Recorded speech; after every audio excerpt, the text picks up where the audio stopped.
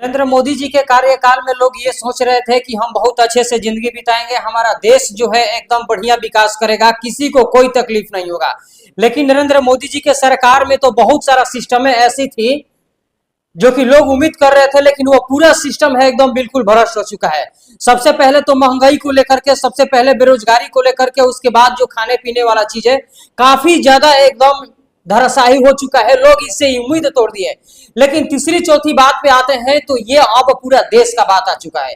भाई ये नरेंद्र मोदी जी ने आखिर ऐसा कौन सा ये जो षड्यंत्र रचा है कि ये चीन से आकर के, जो चीनी सैनिक है आकर के हमारे देश के राज्य जो ये अरुणाचल प्रदेश है, 60 किलोमीटर जो है अंदर आकर के प्रवेश कर गए। और वह भी 60 किलोमीटर अंदर जब प्रवेश किए तो वहां के जितने लोकल के क्षेत्र है वो पूरा एकदम भागना शुरू कर दिए। भाई वो हैरान सी बात है कि जब दूसरा देश का लोग आकर के हमारे देश में घुसे और ये जगह बनाने का प्रयास किए, ये लूटने का प्रयास करे, तो ये कितना ये गलत बात है।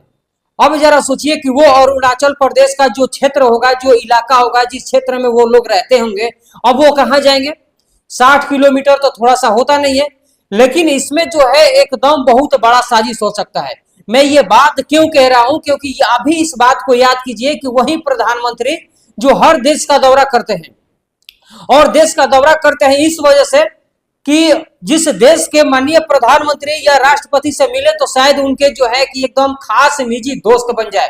जब हमारे प्रधानमंत्री पे कोई आंच आए या कोई ज्यादा अगर तकलीफें हो तो वो उनका साथ दे।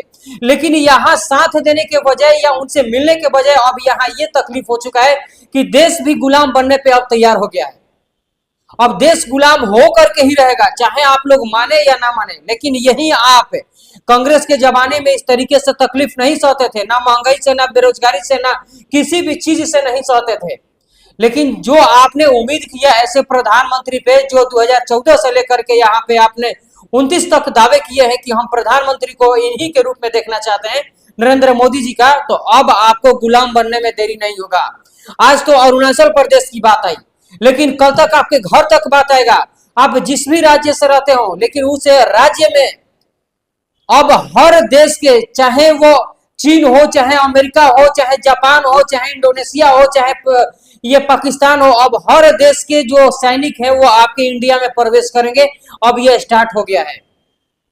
जो आप चीनी सैनिक को नहीं रोक सकते हैं, तो बड़े बड़े देश के भी सैनिक आपके अंदर आने का प्रवेश करेंगे और आप रोक भी नहीं पाएंगे और ना ही आप बोल भी पाएंगे।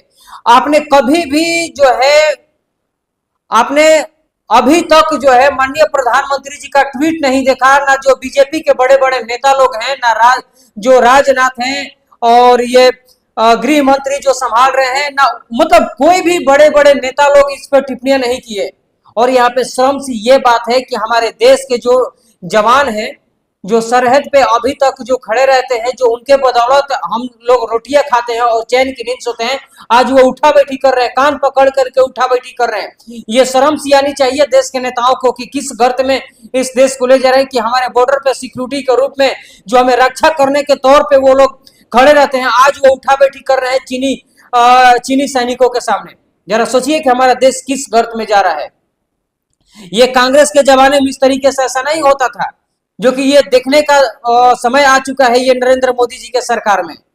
तो बाकी आप लोग क्या कहना चाहेंगे? मैं ज्यादा विशेष बात नहीं कहना चाहता हूं कि ये आखिर क्यों हो रहा है इस देश में। हमारे देश के नेता लोग आखिर चुप्पी क्यों साधे हुए हैं इस मुद्दे पे, जो कि 60 किलोमीटर अंदर आकर के ये चीनी सैनिक घुसपैठी के तौर पे आकर के हमला किए और ये कब्जा करने का प्रयास किए। नरेंद्र मोदी जी अभी भी चुप हैं। अगर हमारे बातों से आप सहमत हैं तो कमेंट में अपना राय और प्रक्रिया जोड़ दीजिएगा कि क्या मैं सही बोल रहा हूं या गलत बोल रहा हूं। बाकी मिलते हैं नए वीडियो में। धन्यवाद।